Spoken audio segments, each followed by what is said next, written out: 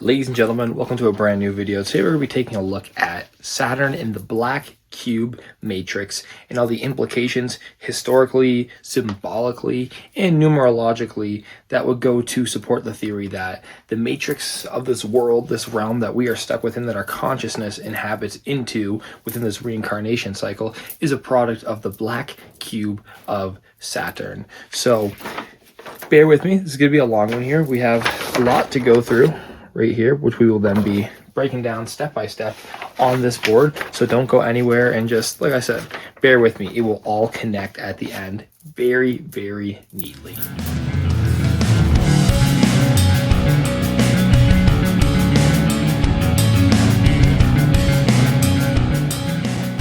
So to begin, let's look at the black cube itself.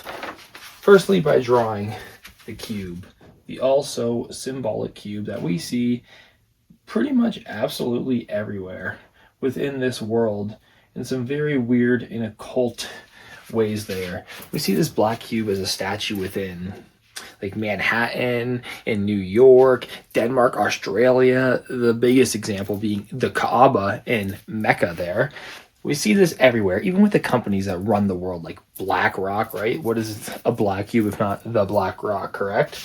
But how does this associate with Saturn? Well, the reason we get the black cube in the first place from Saturn is because of the storm that we see brewing on the north side of Saturn. If you want to go look up right now, look at the storm on Saturn, and you will see that for some odd reason, it brews in the shape of a hexagon, which is not a naturally forming thing. A natural thing like we see with hurricanes and everything is a circle, but if there's some sort of frequency being emitted from that, that would then give that cymatic pattern of the hexagon on Saturn. So how does this hexagon connect to the cube, you ask? Well, the hexagon is just the 2D representation of the cube here. As we look, right, 6 sides, 1, 2, 3, 4, 5, 6, hence hex, and the cube itself is a 1, 2, 3, 4, 5, 6-sided shape. 6 sides. Remember that number 6. So we have the 2D representation of the hexagon, or the 3D representation of the hexagon as the cube directly tying to Saturn. Now let's just break down some more facts about Saturn here, so you start to see these patterns emerging. Let's just look simply at the zodiac symbol for Saturn, that being the cross with what looks like a sickle, correct? And if you recall, if you paid attention in space class, I don't know what the fuck it would be called, you would know that Saturn is the 6th planet. Very interesting. We start to see the second representation of this, leading to a potential pattern here. 6-sided cube, 6-sided storm from the 6th planet. Furthermore, I'll just take a look at the cube itself here. The cube itself, if you remember in grade school, high school, whatever, art class, if you wanted to make a cube, first thing you would do is cut out a cross. Do you remember this? You cut out a cross, which is divided obviously into 6 sides, and then you would then fold up that cross. Excuse my drawing, you're going to see a lot of wonky drawing throughout this, but you would fold these up to make your cube, which is interesting how we see this religious symbol, this essentially the king of religious symbols, being shown here within this cube in Saturn matrix. As we'll touch on later, the word Saturn and the god Saturn is one and the same as Satan, and is one and the same. So it's interesting, we already see the dichotomy and that relationship between these themes here.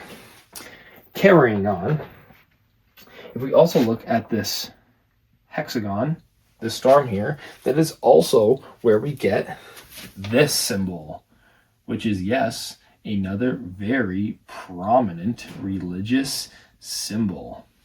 Very fascinating how we get that out of there as well. The 6-starred, 6-sided shape, the 6-sided cube in the 6th planet, all emitting this 666 type of code, which is something that we will further touch on here in just a minute. But to wrap off this little well, I guess this little cube we have here of information surrounding Saturn, we have one of the ancient practices of magic squares, which each planet has its own magic square. What I'm going to show you guys right now is the magic square of Saturn. So bear with me a minute as I reference my notes for the exact placement of the numbers of this magic square of Saturn. There we go, and one more row. So with all this information, I suggest always looking this stuff up, backing it up yourself, researching it yourself.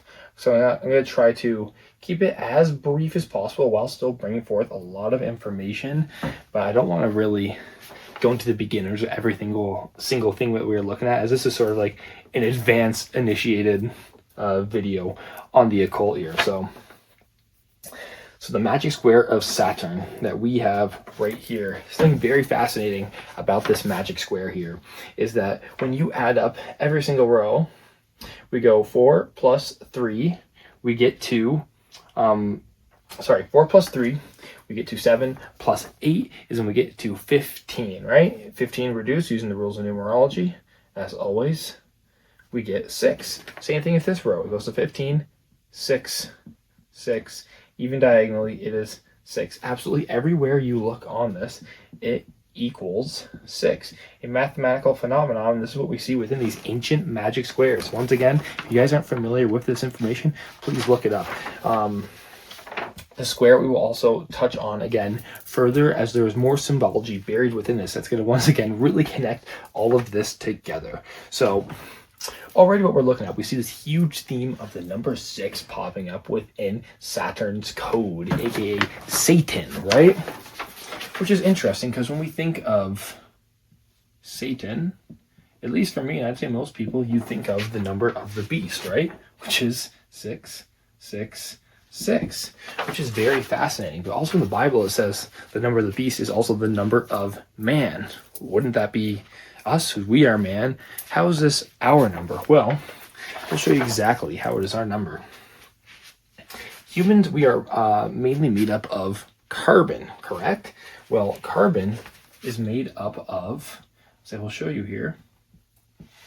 Carbon is made up of 6 electrons, 6 protons, and 6 neutrons. The very foundation of man is 666, as the Bible says. The number of the beast and man is 666. The beast being Satan, which is Saturn, and Saturn is the 6th planet represented by the black cube matrix with 6 sides. Its magic square also equating to 6. And then, like I said, we see these religious symbols, which even biblically are fighting each other, right? And they're obviously very prominent right now with everything that we know is going on in the world with Brazil and the Christian nationalists, whatever you want to call it, right? But these two symbols are obviously very prominent religious symbols. And in the Bible, who was the synagogue of Satan, or the synagogue of Saturn? Well, that would be the juice boxes, as we will say for censorship reasons. So the synagogue of Saturn. And just to emphasize why Saturn is Satan, is because Satan is just a Greek term which means the opposition or the enemy, correct? And within the Bible, the only enemy that was listed was Moloch, which interestingly enough is just a term for a specific type of child sacrifice to Baal, which we are seeing, which is obviously another very prominent historical deity, which is coming up within all this Epstein file stuff, with his bank account being Baal as well too. But yes, you see how it connects. Satan means enemy. The enemy was Baal and Saturn are just one and the same. Look, historically, it's the same entity, same creature, whatever you want to call it, in different cultures. Exact same things going on there. Saturn obviously being the controller of time and keeping you essentially locked within your box, your square, right? The controller. So now let's touch on this symbol here, specifically the cross, and its relation within this biblical story and connection to Saturn, right? So first we got to go to the root of this symbol and the biblical story of Jesus, all right? So we have Jesus titled Christ, as Christ wasn't a last name. It was a label for a level of consciousness. So we have Christ consciousness, which we'll just put as a C there. Christ consciousness.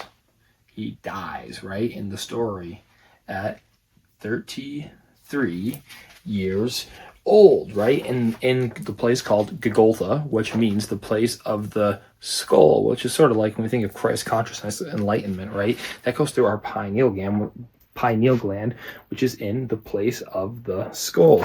Interestingly enough, the word Golgotha, when we get into gematria, the place of the skull equals 33, not unlike pineal gland, also equating to 33 as well, right? Pineal being enlightenment. And when we look at Freemasonry and all that, we know the 33 is absolutely prominent. And when you reach enlightenment in Freemasonry, that is when you hit your 33rd degree, which the number 33 is the master builder number, equating to 33, which reminds us too, what was Jesus? He was a carpenter, he was a builder, he was a master builder, right? And obviously Freemasonry, we know the symbol of that. We'll just put that here off to the side for the time being, because this is going to be echoing also throughout these Saturnian connections and the implication it has on the matrix that we are currently inhabiting or stuck within. Continuing, if you were to look this up, this isn't completely verified. People seem to suggest and think, especially biblical researchers, that Jesus was born on 9/11, which is very interesting given the historical context of September 11th, 2001, and everything that entails. So just for the sake of this research and what we're piecing together, we're going to entertain the idea that Jesus was born on 9/11. So if he was born on 9/11, we already know of the events of 9/11. And for those who are familiar and have done their research, you'll see that there's a lot of connects to that Brazilian country with everything that happened on that event. Lots of Brazilian figures and suspicious acts by Brazilian individuals. Very specifically, the dancing Brazilians. Remember, Brazilian means you know what. Look up the dancing Brazilians. So let's say the Brazilians played a role in the events of 9/11, right? Firstly, as they're represented as the synagogue of Satan, of Saturn, they kill the man who's born on 9/11 at 33, just like 9/11 took place 33 years after the construction started. We start to see this intermingling of this story right here between Twinkle Twinkle Little Star and Crisscross Applesauce here. But furthermore, we're going to bring this right back in a very juicy fashion to the black cube. What if I were to tell you that the number 9/11 is baked directly into the cube? We're going to fast forward this part because drawing this angle of a cube is a nightmare for me, and it might take 3 takes. So we're going to zoom in and zoom out real quick. Okay, wow, look how fast that was. That is incredible. And I honestly did it my first attempt. I'm very surprised. It's not too bad considering. So if we're looking at the top-down angle of this cube here, so essentially this, but just put your head diagonal, right? Tilt your phone there. This is the angle of the cube that we are looking at. Now, we know the Romans, their role in the Bible and all that, so let's use their numerical system for this part. In Roman numerals, the number 9 equals I, X, and the number 11 equals X, I, right? 1 before 10, 1 after 10, so 9, 11. And we see this number 9/11 in Roman numerals exactly baked into this cube. Watch. I, X, X, I. right there, 9/11 baked directly into the black cube of Saturn. And even furthermore, what else do we see here? Remember, we drew this, so we can come back to it. That is exactly the Masonic compass right there, right? Boom, square, compass, square, compass, baked into 9/11. Absolutely fascinating. We're going to touch a little bit more on some more 9/11 numerology and symbolism, because that also ties back within the different numerical sequence to Saturn's black cube.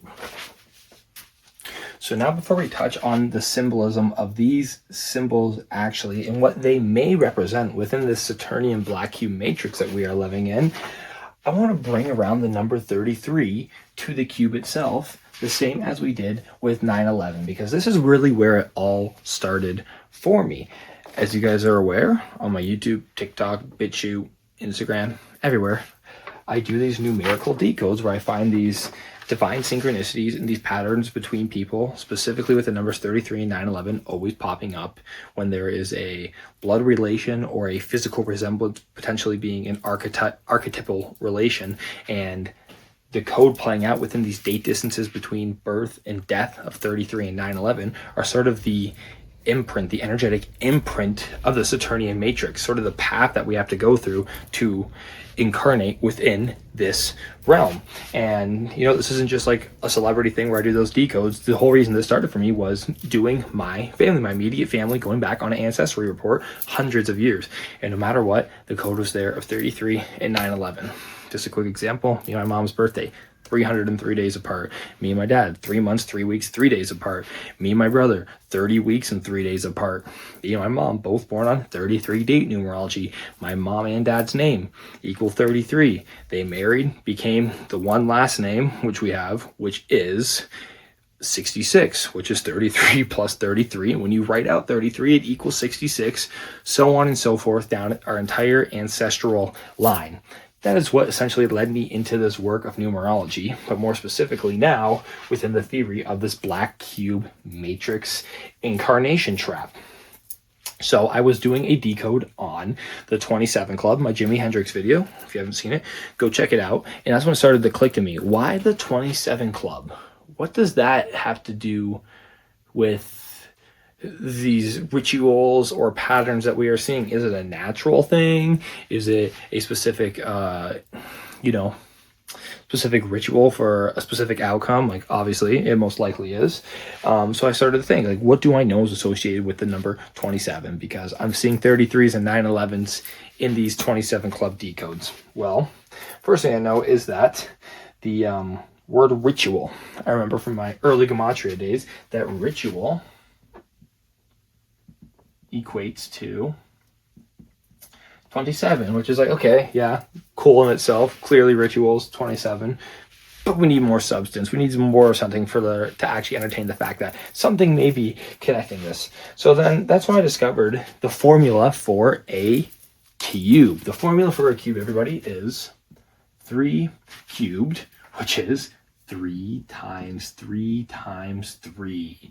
So we're seeing this 33 associated directly with the cube, as 9/11 is associated with the cube. But hold on, what does 3 times 3 times 3, the formula for a cube, equate to?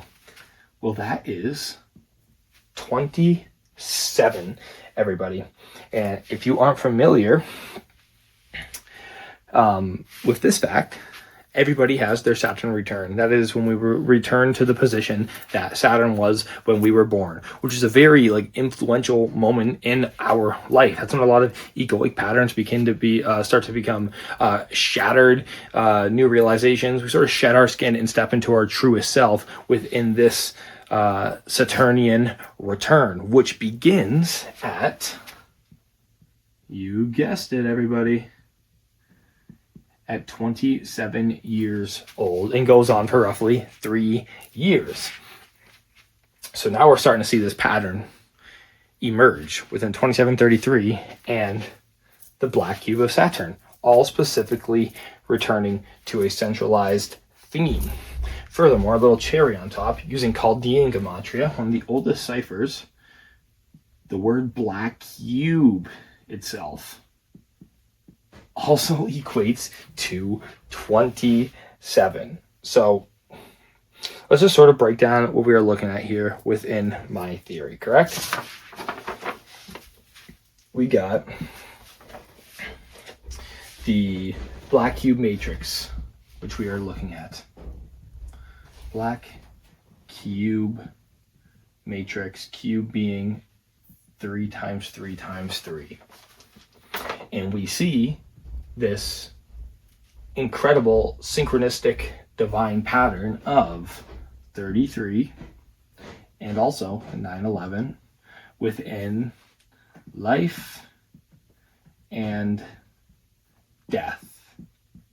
When we start to analyze the specific time we had within specific relationships on this earth.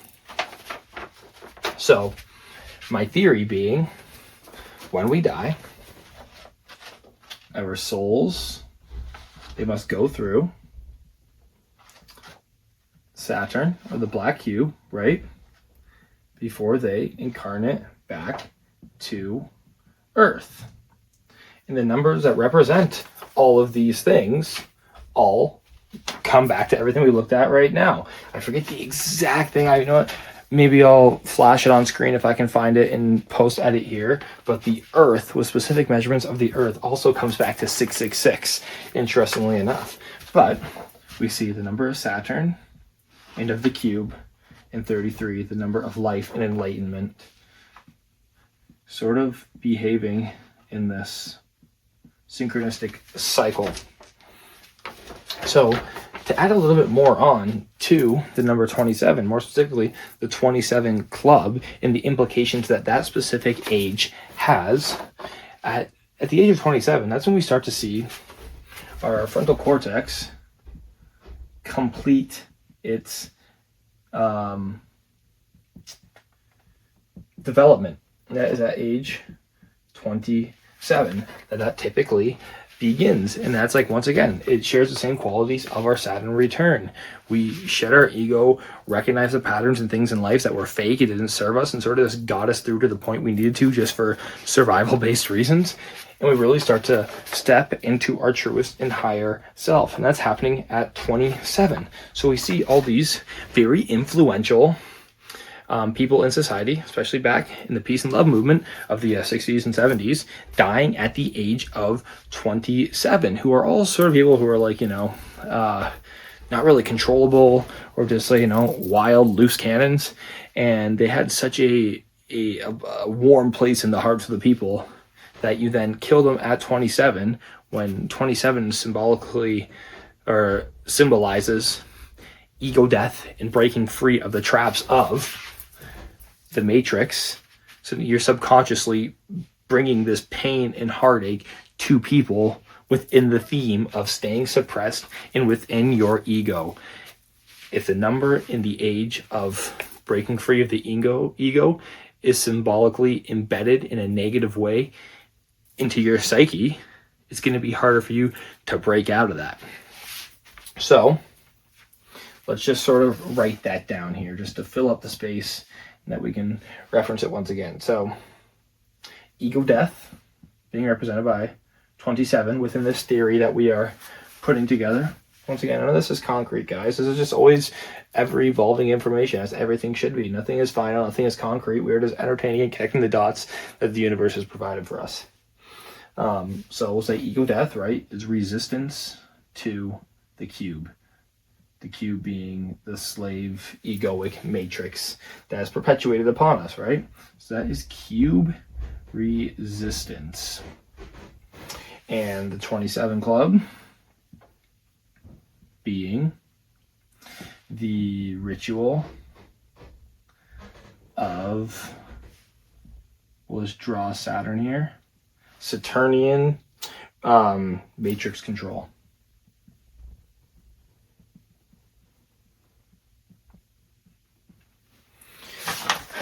Let's carry on.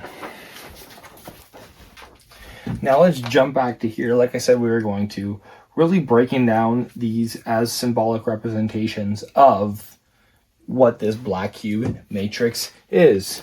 Jesus Christ is, they say he died for our sins so that man could live. Jesus died on the cross, right? The cross literally being, right, like a human being. That is the shape of the human being, which is interesting how if we are coming through the black cube matrix, that this specific symbol of the cube is how we would incarnate, be the only way that we could, right? So within this story, we have Jesus here, the man for human, right? Versing the synagogue of Satan, right? The Baal worshippers. And it's interesting how we see, as we know, or if you don't know, a huge chunk of police officers are Freemasons. It's all a part of the fraternity. Hence why we see the symbolism right here within the sheriff's badge, right? I don't know what I'm going to write there. Probably not going to write anything, but that is a sheriff's badge, and they are versing each other. Man versus the Watchers, right? So if we have these as Saturnian Watchers versing man, and these are the forces in the elite who tell us what we can do here, what we can't do. Have to follow this rule, register for that, show your papers here, right? We are seeing that. These are the ones who are policing over man. This is man.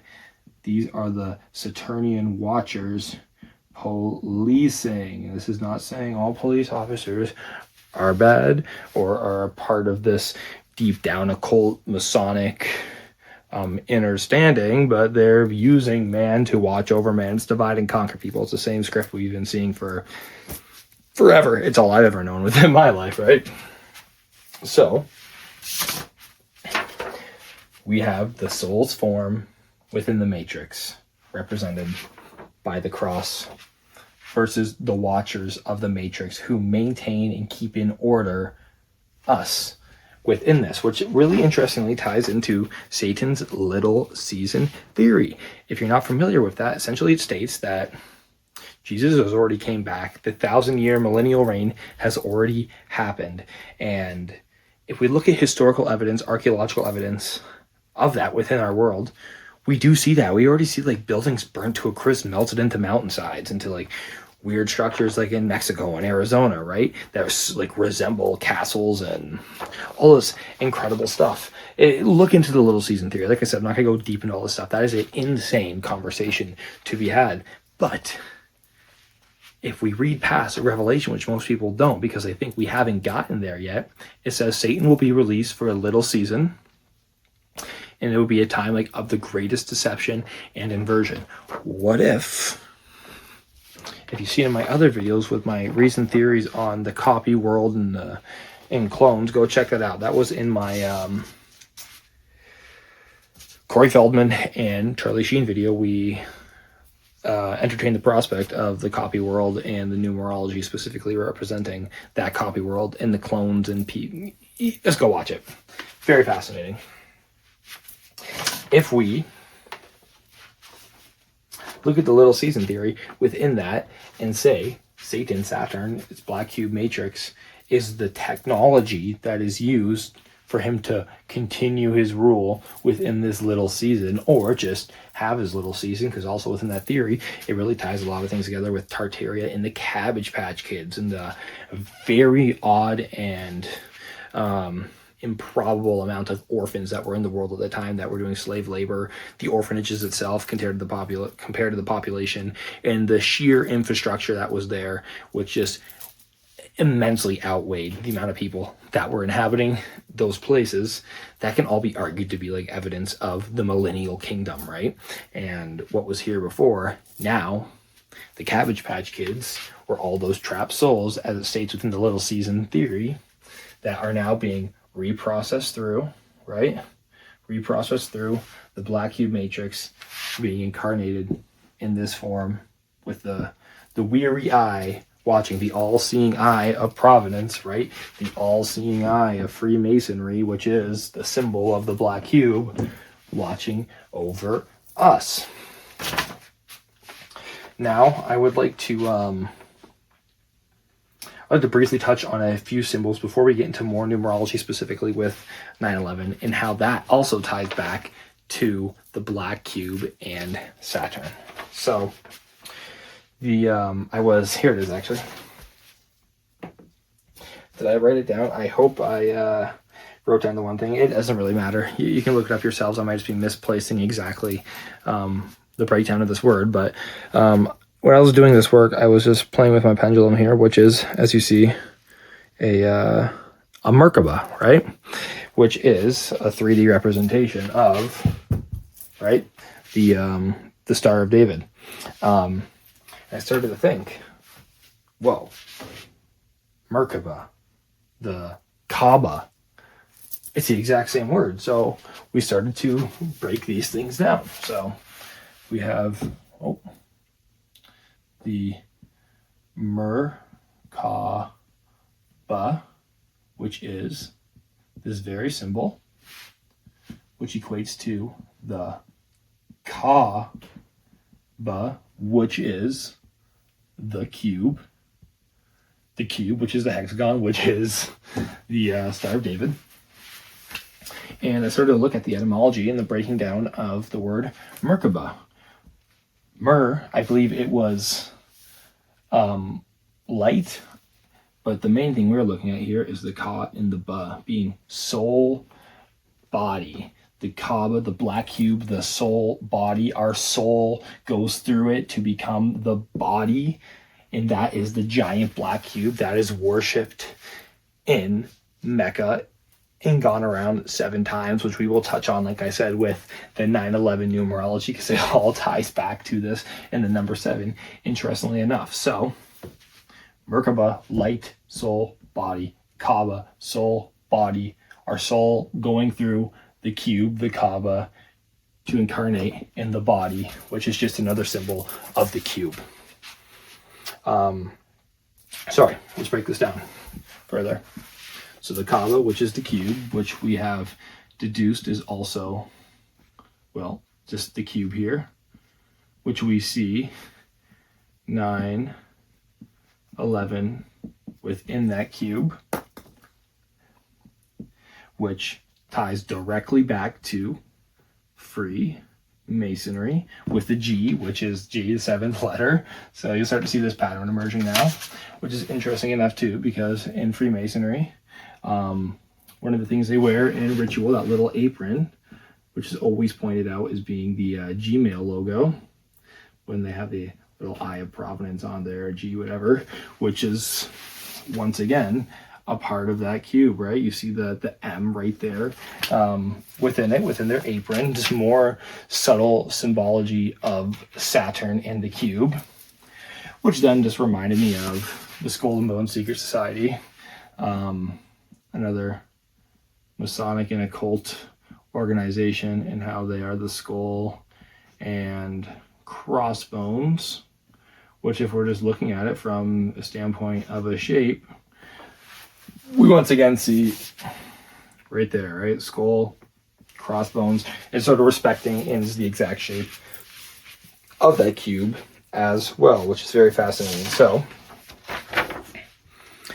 moving on now to 9/11. So very interesting. On September 11th, I'm just going to write it out as the actual numbers. The word September 11 in Gematria equates to 77, and also the word World Trade Center, when spelled out, also equates to 77, which is its own interesting decode in itself, because we had flight 77 that was in the air for 77 minutes before it crashed into the 77-foot Pentagon, which sits on the 77th meridian west, which is, you can't make that shit up. That's no coincidence, given everything that we do know about that event now as well too. It is obviously a very orchestrated and well planned out story, nonetheless, if not a natural timing and synchronistic event. Then we have, right, 9/11 directly going back to the cube and everything that we've already touched on. And then we have Kaaba, which is the cube, being spun around 7 times. Then we have the Masonic compass, which is a product of the cube being Kaaba, which has the G right in the middle, which is the 7th letter. And just tying this back now even further to a biblical standpoint, God, the G, created the world in 7 days. Created the world in 7 days. And then even the day that's named after Saturn, Saturday, is the 7th day, being Saturn Day. And then this is where it really fucking just blew my mind. Not that none of this wasn't blowing my mind before, but I started to remember, obviously Hollywood plays a big role in subtly and subconsciously planting these things in our mind for predictive programming purposes, and just, making us more docile and less shocked when crazy stuff comes out.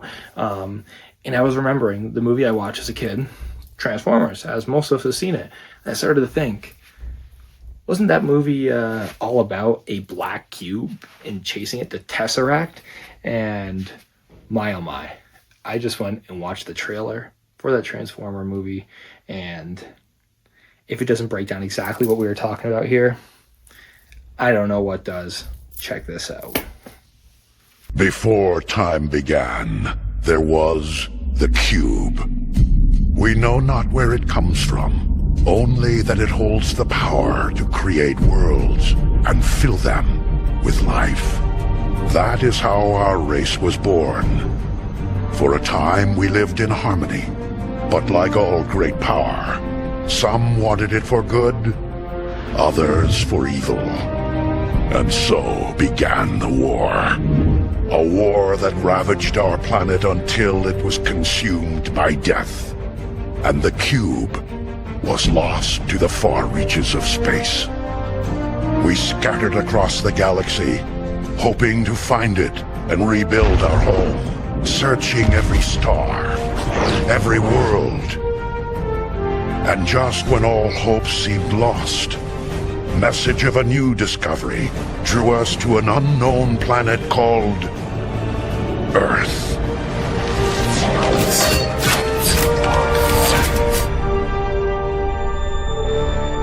But we were all ready to... So not only did that movie come out in 2007 or 07, right? But 2007, 27, right? Rules of numerology, 0 has no value. 27, bringing us back there.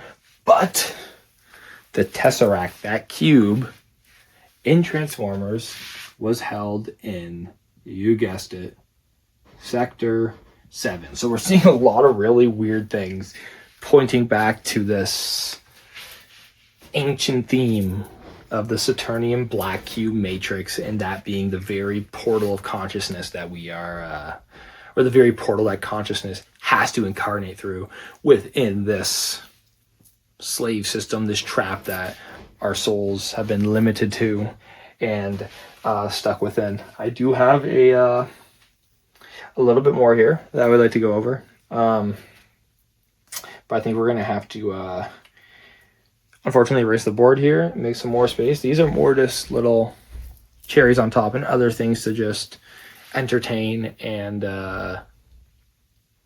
investigate further when more evidence and more things start to connect these things and establish a pattern. But for the meat and potatoes of this investigation, oh, sorry, one more thing. The Saturnian black cube. I told you we would come back to that. This is how people make sigils within specific planets to manifest certain things, right? They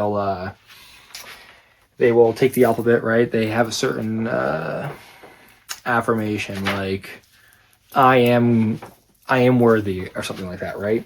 You would then take that word I am worthy, then using gematria, based on the numbers that you have within this, right? So it'd be 1 through 9. You write 1 through 9 over every single letter, and then you would write your statement in its numerical corresponding value, and then you would connect those in numerical order on the magic square in order to get your specific sigil.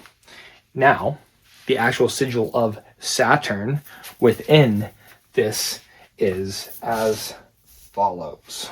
It goes 1, 2, 3, 4, 5, 6, 7, 8, 9. If you can't make out what that symbol is, well, ladies and gentlemen, I shall show it for you.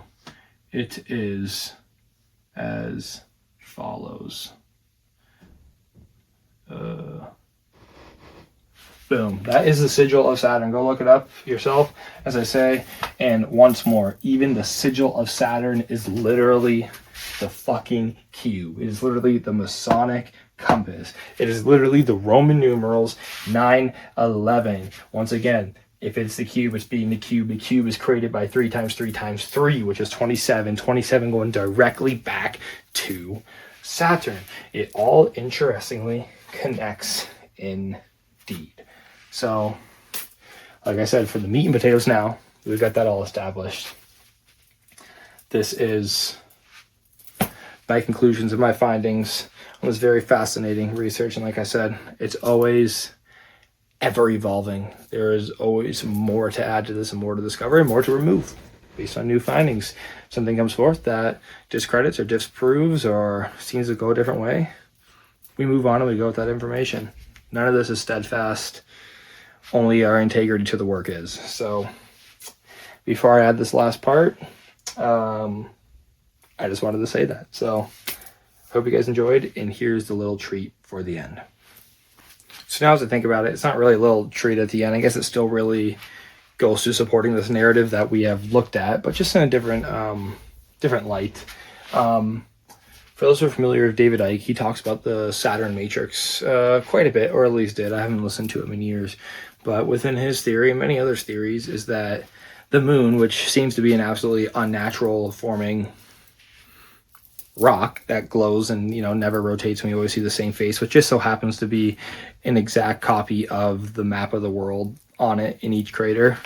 That's a whole other thing. Look at the moon mirror theory. But the moon is specifically a beacon, an amplifier for the signal within that hexagon storm being emitted on Earth, some sort of technological device. So as I was just entertaining that within this too, I'm like, well, if the moon is attached to Saturn, Satan, and the sun, which is, well, I guess the Son of God, which Jesus was the Son of God, maybe there's some more hidden symbolism and numerology between the sun and the moon that sort of support this theory. So, like I said, we have the Son of God, Jesus, and we have the Saturn or Satan amplifier.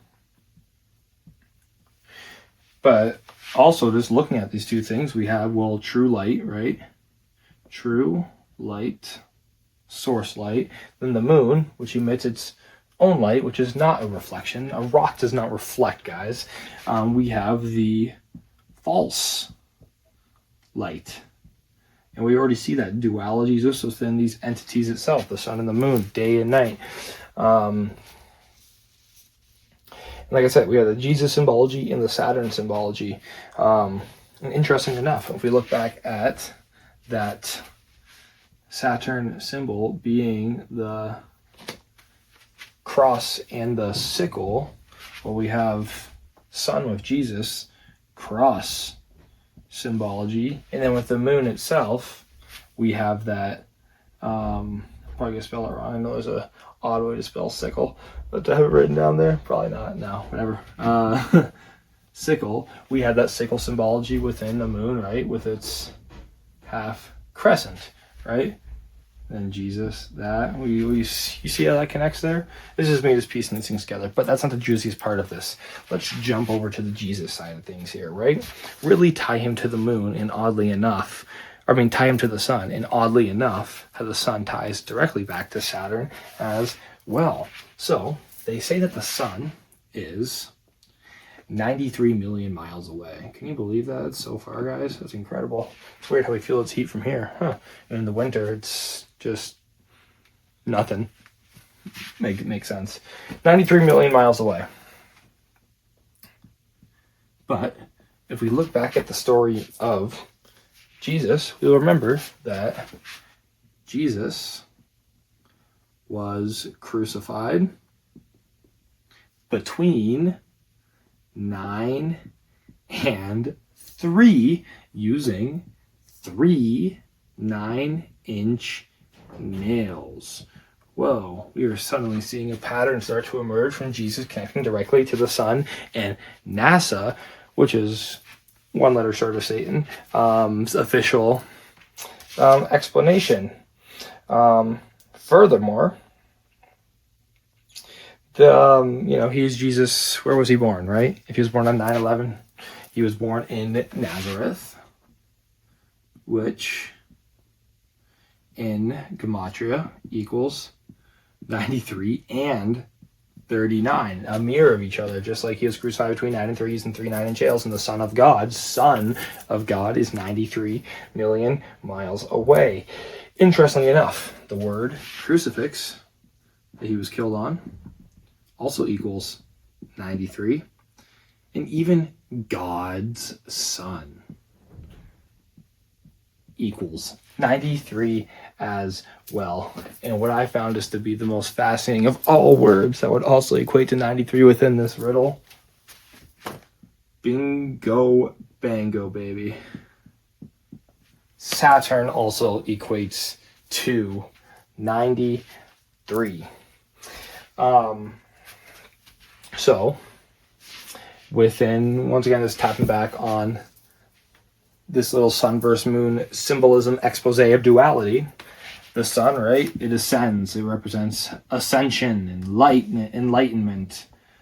And the moon, the darkness, it brings you down, is descension.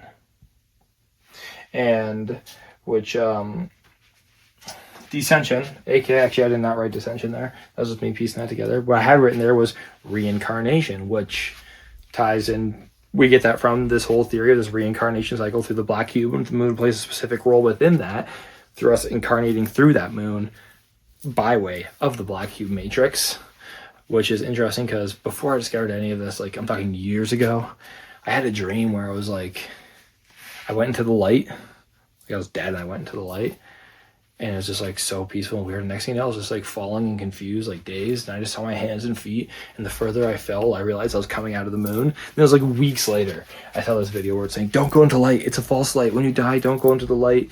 That's the reincarnation trap. You want to go into the darkness, but really be wary of your mind and have control of your mind, because whatever you think and is holding in your mind within that dark space, it will manifest and create within that spot, which I thought was really interesting considering everything that I'm now discovering years later, right? But one last little thing that I want you to think about, because we touched on Hollywood with the Transformers part of this, is specifically, DreamWorks symbols. We know the Hollywood symbolism is absolutely everywhere, but what is DreamWorks symbol that we are always so familiar with, right? It is that man on the moon, right? That man fishing off the moon, which even in itself starts to look like the the zodiac sign for Saturn. And like I said earlier, if the cross is literally the symbol of the soul's incarnation within this realm, this man is literally just a cross on a crescent.